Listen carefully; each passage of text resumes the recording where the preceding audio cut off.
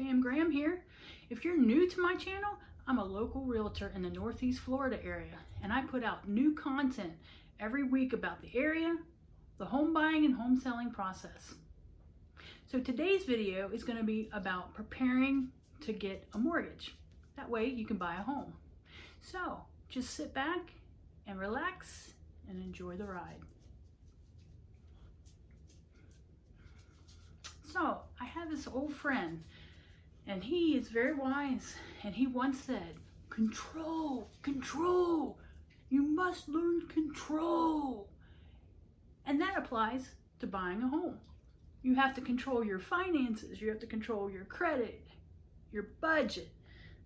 Everything involved with money, you need to learn control. That way you can be better prepared to get a mortgage when it's time for you to buy a house. Yoda, his words are pretty wise. So let's get to the nitty-gritty. Credit. A lender, or at least I should say most lenders, will require at least a 640 credit score, and some may go lower, but the better your credit score is, the better interest rate you're going to get, which is going to save you thousands of dollars down the road in interest and also make your payment a little lower too. Now you may be wondering, well, how do I find out my credit score? Well, there are some free options. Credit Karma, Credit Sesame, you can check your credit score there for free, but I will warn you, they're not the most accurate. Don't tell your lender, but Credit Karma said my score was, because lenders cringe when they hear that, because there's always a big difference with Credit Karma. For example, mine shows that my Credit Karma is lower than what it actually is, which I'm not going to complain. I'd rather it be lower and it's actually higher.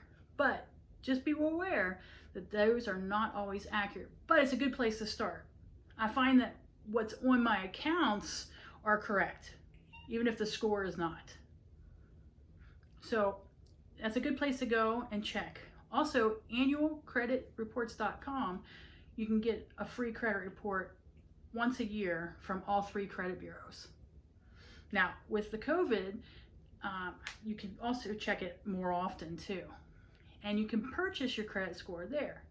There's also myfico.com, and there you can purchase either a subscription or one-time use with all 3 credit scores.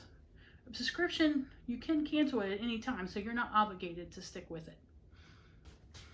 So having too much debt can also cause you to not be able to get a loan as well. It could really make your debt to income numbers out of whack and not allow you to purchase a home. So you want to pay down your debt and pay it off if possible as well. Now show me the money, but not actually. I don't want to see your money. But money is important. There are costs involved in buying a house. You have your down payment, you have your closing costs, and you have inspection fees. Now, I'm not going to go over all those fees, but a rough guess is to calculate it based on 3 to 4% of the purchase price for your closing cost. The down payment, it varies. It could be 0 down to 20% down, or even higher and in between. Now, if you're not rolling in the dough, there is also down payment assistance programs out there, and I did talk about those in another video that you can go ahead and check out here. Now, what goes into a payment? Well, you have your principal, interest, property taxes, and your homeowner's insurance. Principal is what goes to your principal that pays down your loan. Interest is what the bank gets. Yep, you gotta pay them every single month. Your property taxes, that goes to your local government to help with schools, roads, things like that too. Your insurance, well, that's to insure your home. So if a tree falls in it, you have your insurance that can help you take care of that cost of the tree without all of it coming out of your pocket, which can get very expensive. Now, I'm not going to sit here and say that everyone should buy a house, because some people, it's not good for them, and that's okay. But if you do want to buy a house, you have to know that there's costs involved besides your mortgage. You have repairs. Things can break. Your dishwasher could break. Your AC could go out a month after closing. That's a true story. That happened to me.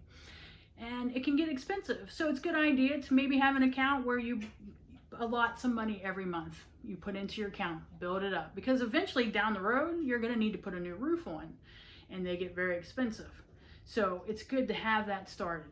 It's a good way to save. Now, if you buy brand new or newer, that can help delay some of the repair costs. Not always. Things can go wrong though. An HVAC system can go bad or something can break even though it's not very old. So even though a new can help, it's not always a guarantee. Always, you could buy a house that has a new roof, a newer AC, newer hot water heater, and that can help as well too. But again, make sure you prepare and save money down the road. So the good part to home ownership is you can paint whatever color you want on the wall. You don't have to ask permission. You can bring home a stray animal or two, and you don't have to ask anybody. You can run in the backyard in your favorite Jedi Knight robe with your lightsaber while you're waiting for your steak to grill on the Barbie. Doesn't matter, it's yours. You can do that. So you see, there is a lot to consider when buying your home, but there are a lot of awesome things also. So if you find that you have any questions about the topics I covered or want some more information, feel free to give me a call or send me a text to the number that's on the screen. So thank you for making your way here. I put out new content every week, and I also give out free guides about the home buying and home selling process, which you're going to find them below in the description box. If this is your first time here, make sure you hit the subscribe button because I put out new content every Friday and you don't want to miss a thing. Also, check out the video I made that talks about the different types of loan programs out there. Thanks again for stopping by, and I'll see you next week.